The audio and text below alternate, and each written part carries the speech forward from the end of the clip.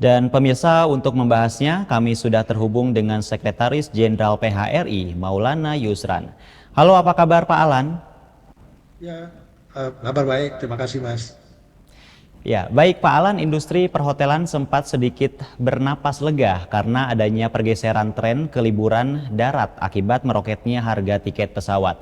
Namun per 10 Juni harga Pertamax naik mendadak.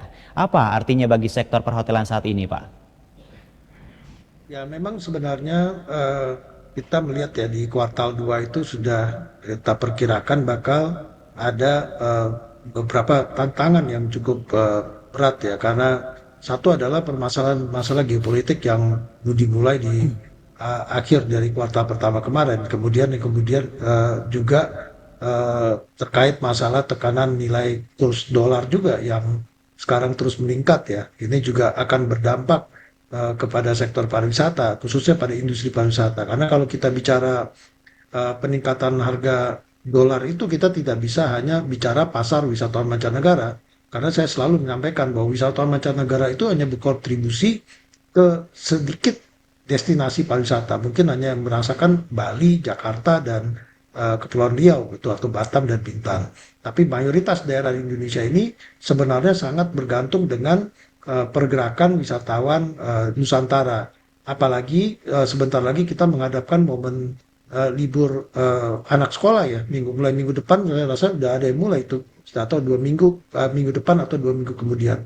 Nah, ini menjadi salah satu tantangan yang terberat, apalagi sekarang kita bicara harga BBM juga meningkat.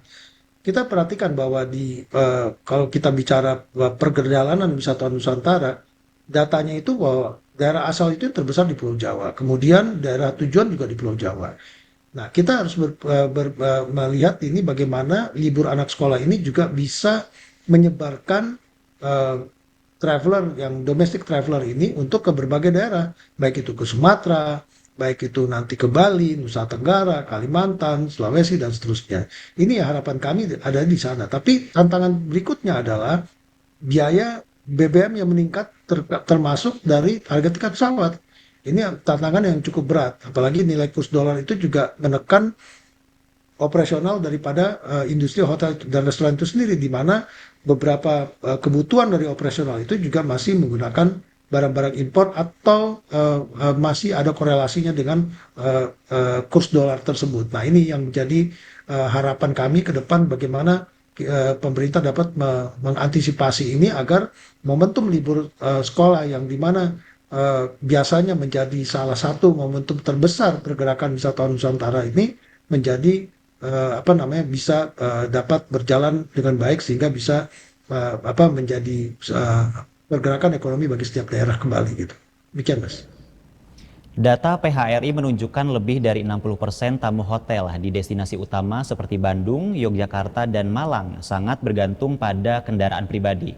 Lalu seberapa besar Pak potensi gelombang pembatalan akibat kondisi ini? Sebenarnya kalau kita bicara reservasi, memang tren reservasi itu agak berubah ya semenjak kita mengenal adanya namanya online travel agent. Apalagi kalau traveler yang menggunakan jalur darat, mereka biasanya melakukan reservasi itu last minute ya. Kadang bisa sampai 1 hari sebelumnya baru mereka melakukan reservasi. Jadi kita belum bisa bicara terhadap masalah cancellation. Tapi sampai saat ini memang yang namanya reservasi itu belum besar ya, masih belum bisa dilihat besar terkait pasal libur anak sekolah ini. Salah satu yang berpotensi mungkin karena kurs dolar itu meningkat adalah kelompok wisatawan Nusantara yang biasanya mungkin memilih libur sekolah itu pergi ke luar negeri. Sekarang kita harapkan bisa mereka lebih memilih berwisata di Indonesia saja.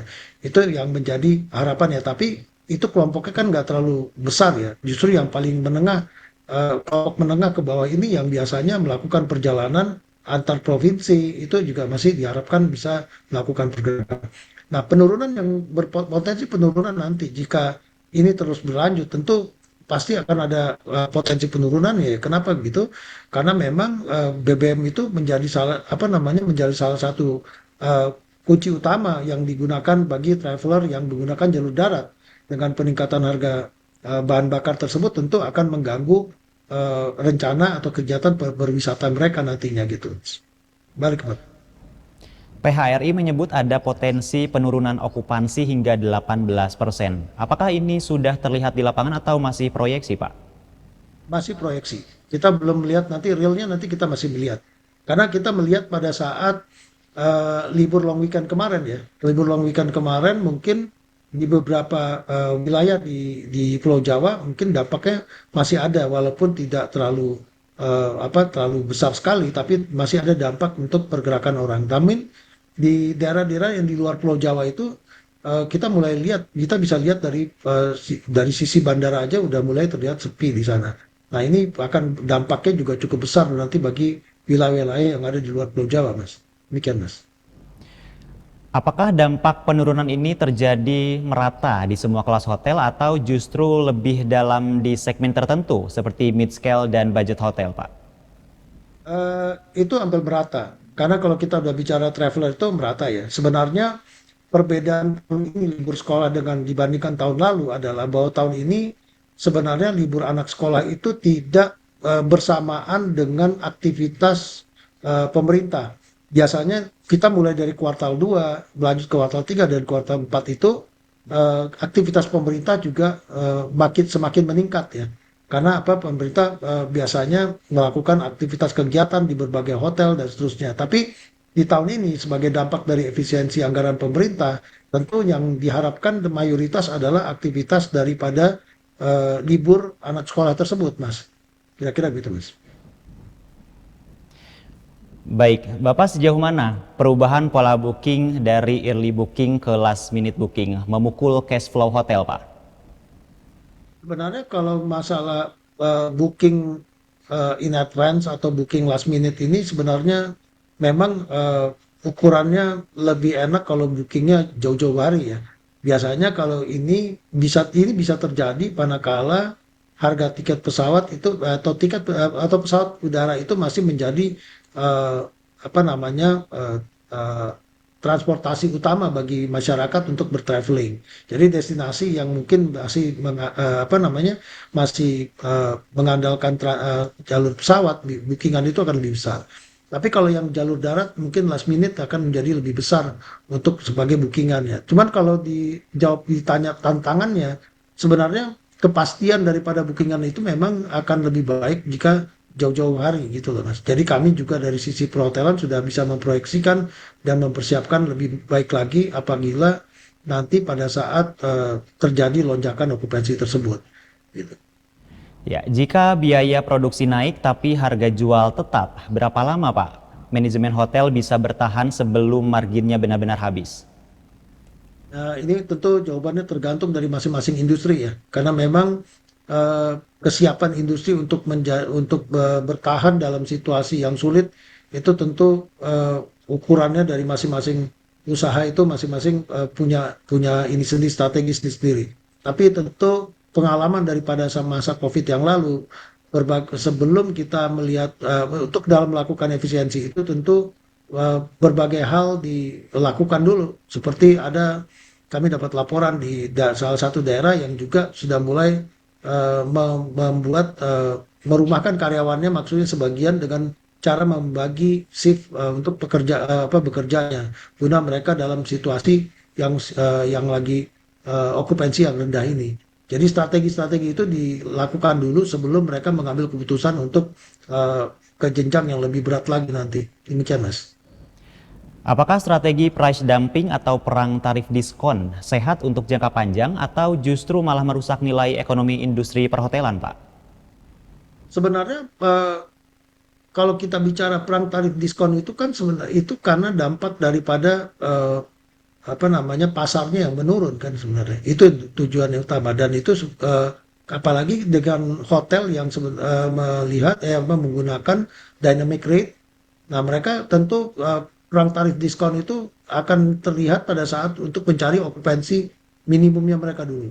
Setelah itu mereka baru meningkatkan rate itu seiring dengan peningkatan okupansi tersebut. Jadi kalau ditanya apakah ini akan perang tarif itu berdampak negatif atau tidak, dalam situasi pasar yang menurun, tentu memang akan ada dampak di situ perang tarif ke bawah dan pasti ada yang kalah di dalam situ gitu loh. Gitu, Mas. Kenaikan BBM otomatis akan menggerek tarif transportasi darat dan biaya logistik. Apakah ini artinya baik lewat udara maupun darat, biaya mobilitas kini menjadi sangat mahal? Apakah PHRI melihat adanya risiko isolasi destinasi wisata daerah karena masyarakat kini benar-benar dikunci oleh biaya transportasi, Pak? Ya bisa terjadi, bisa diasumsikan seperti itu ya Mas ya. Tapi kan tentu ada beberapa ya. Kalau kita bicara isolasi itu sebenarnya begini, yang jadi hambatan kepada kala apa namanya harga BBM atau harga aftur meningkat atau harga tiket pesawat meningkat itu adalah bagaimana menyebarkan apa namanya jumlah traveler yang berasal dari Pulau Jawa ini. Biasanya kan Pulau Jawa itu menyebarkan travelernya, Mas. Jadi masyarakat yang ada di Pulau Jawa itu menyebar ke berbagai daerah, ke Sumatera, ke Kalimantan, ke Bali, dan seterusnya ya. Karena mereka mayoritas di Pulau Jawa itu adalah pendatang yang mereka memang tinggal untuk bekerja dan seterusnya. Nah ini karakter ini kan selalu kita lihat hal yang sama pada saat momentum Lebaran, di mana kalau Lebaran Jakarta sebagai ibu kota negara itu okupansinya turun karena mereka menyebar ke berbagai daerah untuk pulang ke kampung halamannya. Nah jadi dengan mahalnya apa namanya biaya transportasi untuk perjalanan wisata, tentu ini bisa Mas mengatakan tadi isolasi ya, ya isolasi terhadap daerah yang punya target pasar itu akan lebih cenderung untuk melakukan perjalanan ke daerah-daerah yang dekat saja. Mereka tidak akan melakukan ke daerah-daerah yang jauh sebagai dampak tadi mahalnya biaya transportasi dan juga dengan situasi tekanan dolar dan kondisi yang saat ini yang tidak bisa dipungkiri daya belinya juga termasuk yang daya beli yang cukup menurun gitu loh dan ini dampak ke sektor pariwisata pasti akan besar di situ. Kelas menengah yang merupakan tulang punggung wisata domestik sedang tergerus tajam daya belinya. Lalu bagaimana Pak hotel bisa tetap optimis jika konsumen utamanya saat ini sedang dalam mode bertahan hidup, Pak? Optimis tentu kita masih tetap ya Mas berharap apa namanya untuk suatu saat akan apa namanya bisa mengembalikan atau merecovery pasarnya.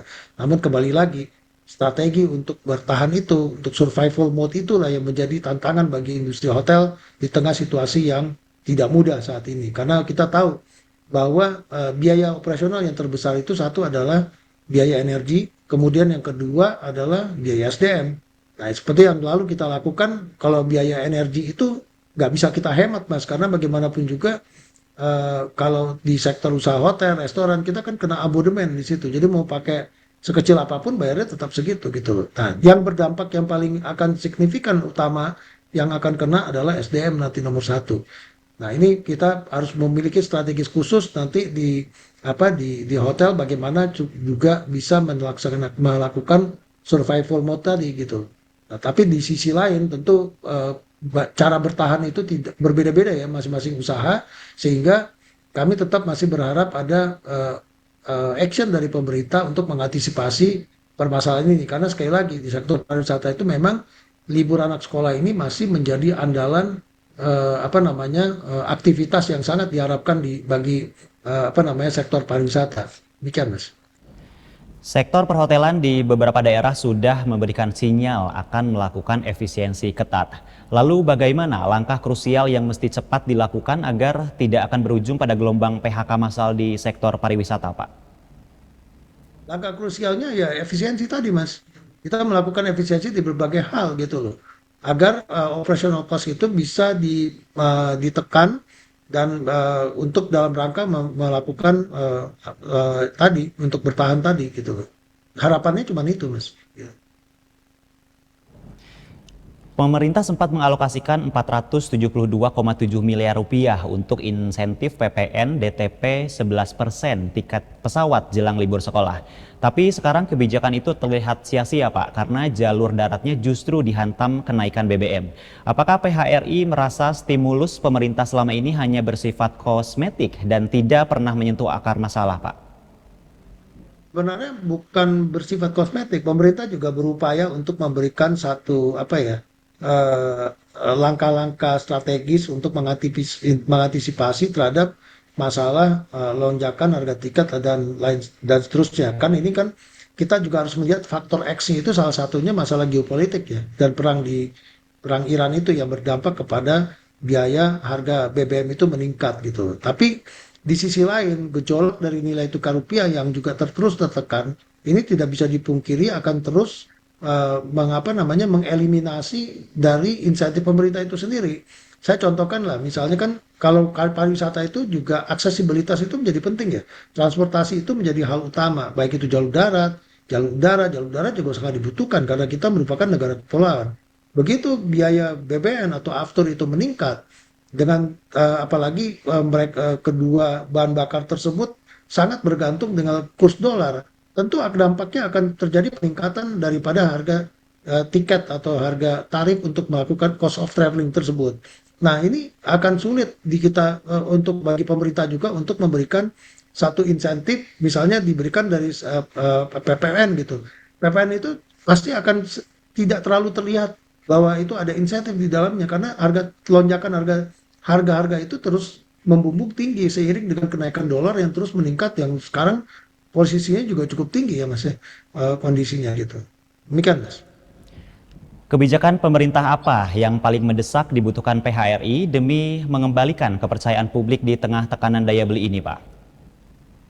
Ya paling utama kalau kami di sektor pariwisata bagaimana pemerintah bisa mengantisipasi gejolak pertama nilai kurs rupiah yang sudah terus tertekan ya, bagaimana ini bisa mengantisipasi itu satu, kemudian yang kedua juga mengantisipasi terkait kenaikan harga bahan bakar. Ini menjadi salah satu hal utama karena bagaimanapun kenapa kita selalu berharap ini Mas. Pariwisata itu merupakan sektor yang melibatkan yang memiliki banyak ekosistemnya, kemudian juga memiliki rantai pasoknya, dan melibatkan berbagai skala usaha, khususnya skala usaha mulai dari paling kecil mas, sampai ke atas ya, ke menengah atas.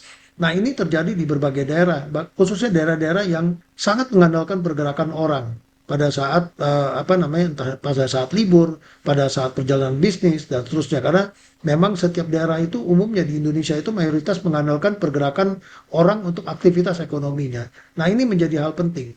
Begitu nanti pada saat nanti biaya BBM untuk transportasi entah jalur darat atau jalur udara itu menjadi tinggi, ini akan menghambat pergerakan orang dan berdampak kepada aktivitas ekonomi di berbagai daerah, khususnya daerah-daerah yang ada di ujung barat dan ujung timur, karena mereka sangat mengandalkan transportasi itu di mana mereka nggak punya direct flight internasional juga. Mereka punyanya direct flight itu hanya interdomestik, sehingga mereka harus bergantung kepada flight domestic flight yang ada di Indonesia gitu loh mas, melalui hub Jakarta atau hub Medan dan seterusnya. Nah ini menjadi harapan kami adalah mengantisipasi bagaimana pergerakan itu, apalagi kembali lagi saya sampaikan, libur anak sekolah ini menjadi salah satu harapan bagi industri pariwisata untuk tumbuh. Karena sektor pariwisata itu hidup dengan konteks musiman. Ada musim high season, ada musim low season. Nah high season itu salah satunya selain lebaran itu adalah libur anak sekolah. Dan satu lagi yang terbesar adalah akhir tahun. Nah tentu harapan ini tetap menjadi satu harapan yang tinggi bagi pelaku pariwisata agar permasalahan ini dapat diantisipasi menjelang libur anak sekolah ini. Demikian, Mas. Baik, terima kasih banyak Pak Alan untuk waktu dan diskusinya di Prime Report hari ini. Sukses dan sehat selalu, Pak. Ya, terima kasih, Mas. Dan pemirsa, Prime Report akan kembali dengan berita penting lainnya. Tetaplah bersama kami.